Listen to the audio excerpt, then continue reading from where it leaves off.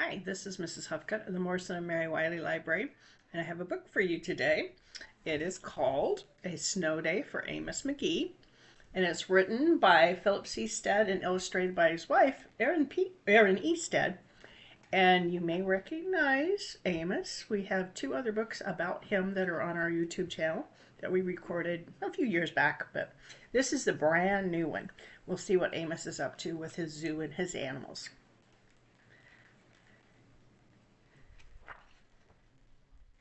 A Snow Day for Amos McGee.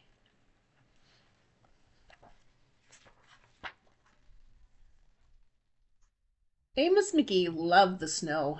Every morning as winter approached, he wrapped himself in a cozy blanket and listened in hope to the weather report. Amos liked to imagine that his radio was a crackling fireplace. He warmed himself each day with the possibility of good news. Yesterday, the news had been rain. The day before, the news had been wind, rain and wind, wind and rain all week long. But Amos didn't mind. He poured himself another cup of tea and asked again, "What news is there today?" The radio replied, "Today is the first big snow." Amos put on his warm coat, warm hat, scarf, and mittens. He pulled on his great big waterproof boots and stepped outside into the crisp, chilly air.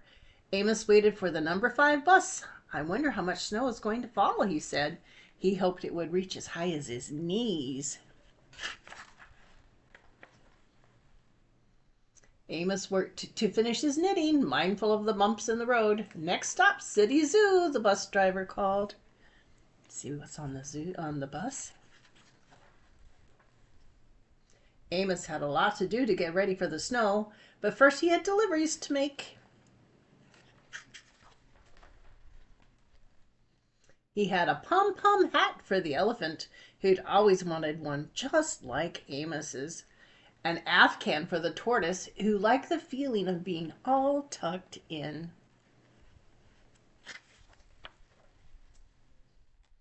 Thicker socks for the penguin, whose toes were now toasty and snug.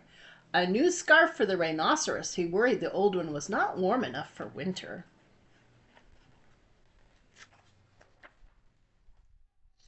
And a colorful sweater for the owl, who enjoyed looking festive and bright. "I'm so glad I finished my knitting in time," said Amos. The animals felt well prepared for the coming weather. As Amos tended his chores, the animals waited in anticipation. The elephant sorted mugs and counted marshmallows. The tortoise tried on a new pair of skis. The penguin paid close attention to the thermometer. The rhinoceros sensed a case of the sniffles coming on, and the owl nestled in to read a favorite poem of the season. Who will spot the first snowflake? The animals wondered. See how busy they are. Suddenly, the air began to stir. Amos felt a familiar tingle on the end of his nose. "Any minute now," he whispered. Together, they watched the clouds roll in. And together, they watched the clouds roll out. "Maybe the snow will come tomorrow," said Amos with a sigh. He said goodnight to his friends and returned home to wait for another day. But that night, as the zoo slept, a single white snowflake fell from the sky. One flake became 2, and 2 became many, many more. At dawn, the owl woke the others.